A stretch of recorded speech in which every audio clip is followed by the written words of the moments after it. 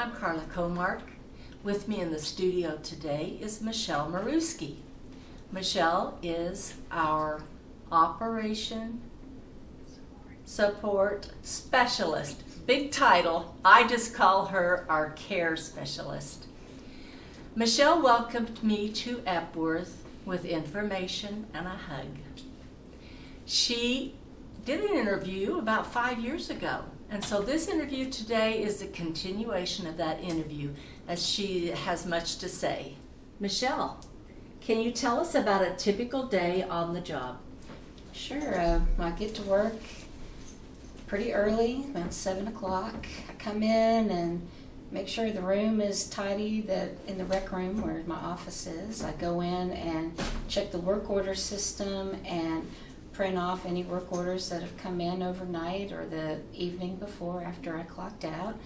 I separate those work orders according to department and put names on them for the appropriate maintenance techs that need them. And if there's any overdue or any coming up due, I reprint those and let them know to pay attention to those. And throughout the day, I check the work order system and my emails and receive phone calls for any new work orders that might come in. And then I turn them in.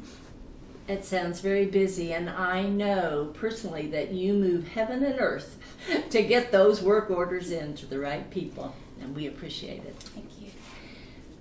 You were born in Oklahoma City, and that was not that long ago, and you lived here until your junior year in high school when you moved to Alexandria, Virginia. Yeah, to finish high school, and then you went to college in South Carolina. Yeah, South Carolina. On a softball scholarship. Yes.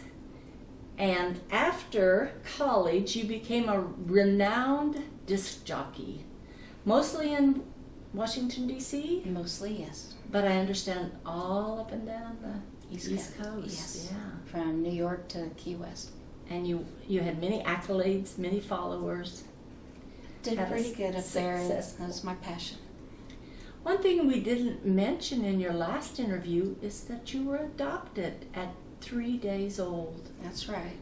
Can you tell it? And since then, you've met your birth parents. That's right. Can you tell us about my birth mom and my mother, Mama, I call her Mama, had the same gynecologist. And my mama and my daddy wanted to have children, but she miscarried once, and they decided that maybe they needed to adopt. And she got a call from a gynecologist one day that said he had a young woman that's come in that is going to give birth and wants to give the child up for adoption, and he knew that they were wanting to adopt. Would they be interested? And so in about 5 days, I was born. And my folks went to Baptist Hospital and picked me up. They paid for the hospital bills and the attorney fees to make it all legal, but it didn't go through an adoption agency or anything.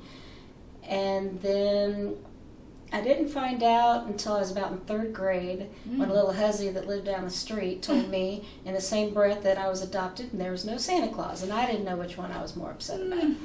But once I found out, then it was like, all right, well, I'm adopted. But my parents loved me. I was the only child. I guess as I got older, I started questioning my medical history, because you go to the doctor and they ask if there's stuff medical in your family's past, and I never knew. So my mother had given me the birth name, my birth mom's name, and a little information about her, and I never did a search, but I had a friend in D.C.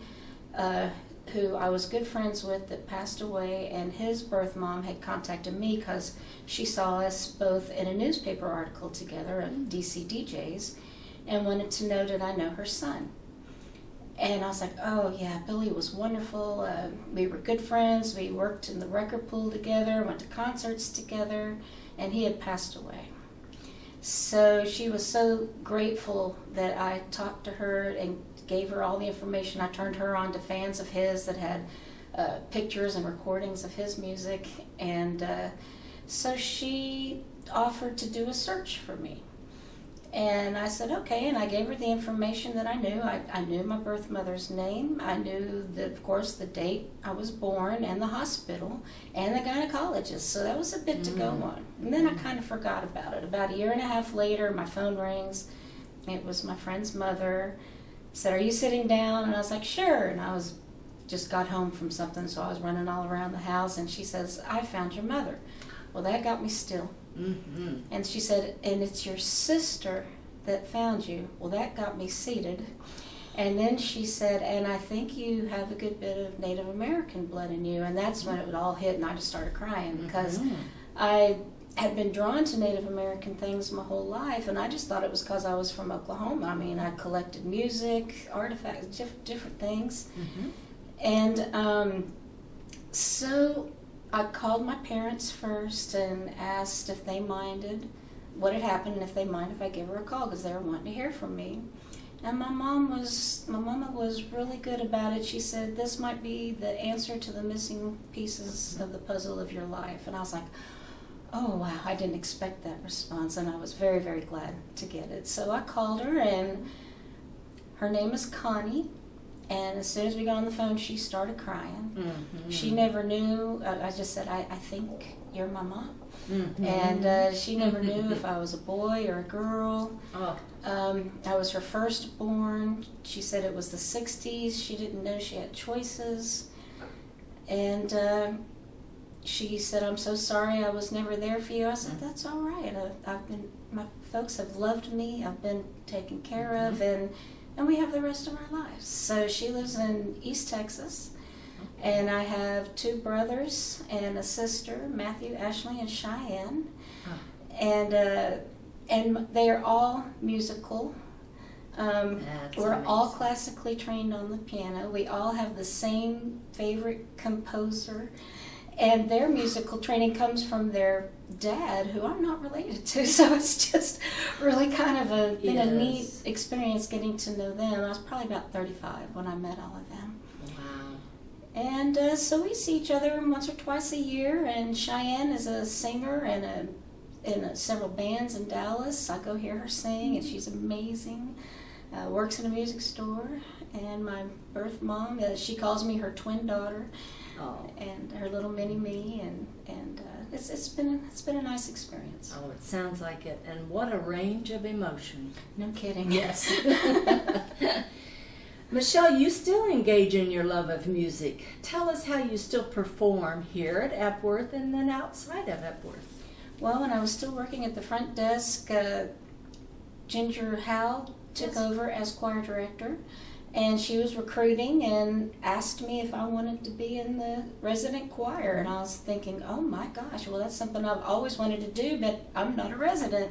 So I was thrilled and honored to be asked and said yes immediately. And so I've been in the choir since she took it over. And I'll probably have to postpone joining it again this month because I'm still in physical therapy.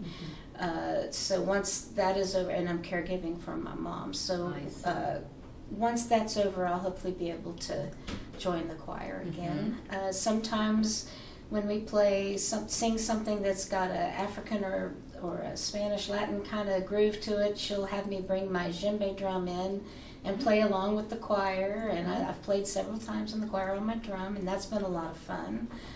There's the Silver Strings Jamboree that has been playing lately, and I've joined them about 3 times with my djembe as well, and that's been a ball. I really have enjoyed doing that. You bring a lot. It's very lively when you play. Thank you. I appreciate that. Yes. I enjoy that very much. Yes. Yeah.